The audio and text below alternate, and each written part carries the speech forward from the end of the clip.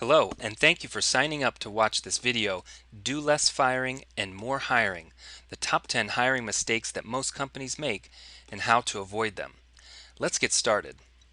Mistake number 1, falling in love with the resume before you meet the candidate. Do you get excited when you see a resume that came from one of your competitors or a well-respected company? Well, don't.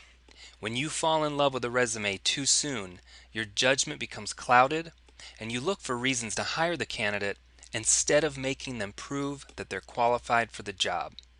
Some other things that happen in the interview: you don't probe enough. You start selling the candidate on the job too soon and too often. Most interviewers cut the interview short instead of asking all of their questions when they've already fallen in love with a resume. You also help the candidate answer questions when they get stuck, which is a big no-no. And a lot of times, interviewers are overly friendly and they let their guard down. In short, you see what you want to see and you hear what you want to hear when you fall in love with a resume too soon. Mistake number 2, failing to notice negative patterns on a resume. Bad job applicants are like bad stock picks. They might go sideways for a while, but they always go down. I'm talking about their careers, of course. Top performers show growth over time, and you can see it on their resume. Now, not everyone has to move up in their careers, but the quality of their assignments, the quality of the companies they work for, the size and scope of their responsibilities, and their reasons for leaving should all show growth and solid thinking. And if their career is going sideways for a long period of time, that's a pretty bad sign too. That can sometimes mean that they've grown complacent in their job, or no one thought highly enough of them to offer them a promotion. So how do you beat this? Look for sideways movement, negative movement, and unexplained career moves on their resume, and try asking the following questions. Tell me what you were thinking about when you made this move. Or, your moves appear to be mostly lateral. Tell me a little bit about each move you made and help me understand how each role was bigger than the previous one. If you ask questions like this, you'll uncover some really deep, dark secrets that most candidates are holding about their choices that they've made in their career. Mistake number 3, you're hiring people to do the same job they're currently doing at another company. This is sort of related to the last mistake I mentioned, but different. Think about it. The best people want to make growth moves. So why do most companies try to find people who are currently in the same role they're hiring for, just at another company? Doesn't make much sense, does it? To get over this hump, try hiring people who are looking for a specific experience that you're offering that will round out their career in some way. Or try to find people who should have been promoted, but they're sitting under a weak manager who might be blocking their progression. Just don't hire the guy or gal who's looking to switch companies for a bump in pay or to get away from something or someone. Try asking this to get at the bottom of this question. What are you looking for at our job or company that you don't currently have at your current job or company? A lot of times asking this question will help you realize if the candidate's serious about your job or your company, or if they're just trying to run away from something. Mistake number 4, you settle for mediocre talent because you're in a big hurry to hire. Have you ever been in a jam when someone unexpectedly quit and you needed to hire someone right away? Or maybe you're working on a big project where you had to hire a bunch of people all at once. Do yourself a favor and don't hire someone just because you're in a rush. Take your time. It will cost you more in the long run. In fact, research says it will cost you 3 times their annual pay. Plus, think about the stress and the time, which has unmeasurable value when you have to endure a poorly hired candidate. Mistake number 5, thinking you can spot a winner in the first 30 seconds of an interview. There's nothing more dangerous than the interviewer who claims, "Yep, I knew she was the one 30 seconds into the interview." Trust me, you're not this guy.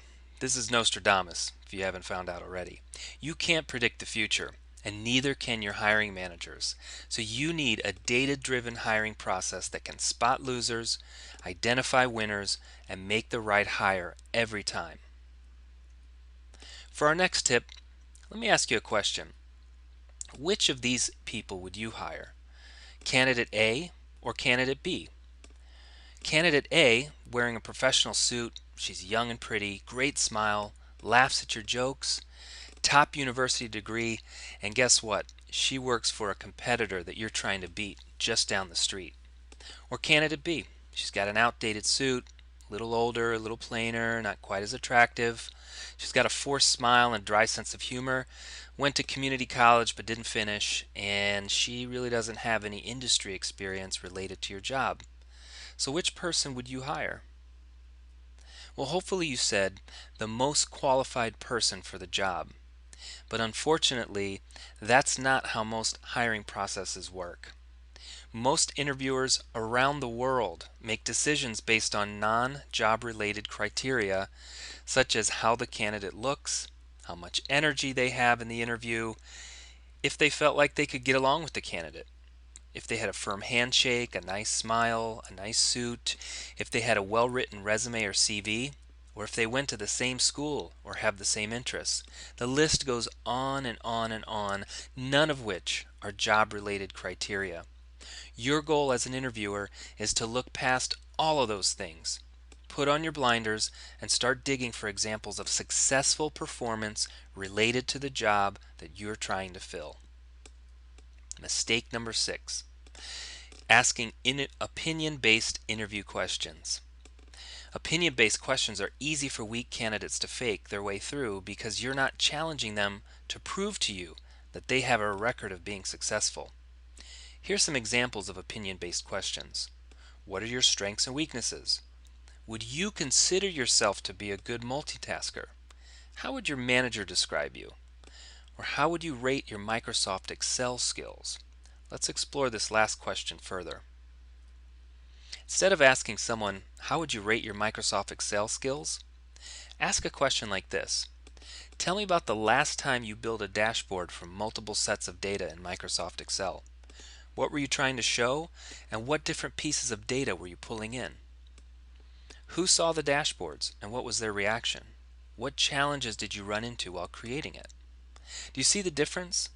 This is called a behavioral interview question, and this particular question is structured around the need to hire someone who knows how to build dashboards in Microsoft Excel. So first of all, you have to understand what you're looking for, and then you can build questions that are structured around it. But make sure they're behavioral based and not opinion based. Mistake number 7. You focus too much on skills and experience instead of examples of past successful performance. Consider starting with the end in mind, like I mentioned in the last scenario. Start with what success looks like for the role you're hiring for, and ask questions about times when your candidate has successfully performed in similar situations.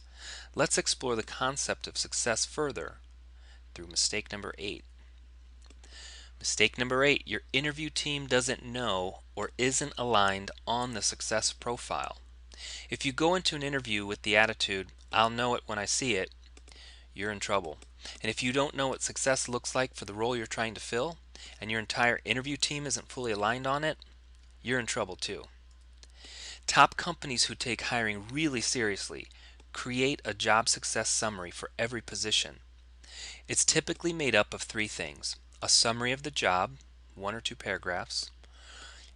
Number 2, key 12 to 18 month objectives for the role, maybe about 4 or 5 of them. What does that person need to accomplish in the next 12 to 18 months in order to be considered successful? And then number 3, skills or competencies needed to achieve number 2 above. When you start by understanding what the person will have to achieve, you can better identify what you're looking for and what questions to ask in the interview. Here's an example of a question that focuses on success rather than opinions.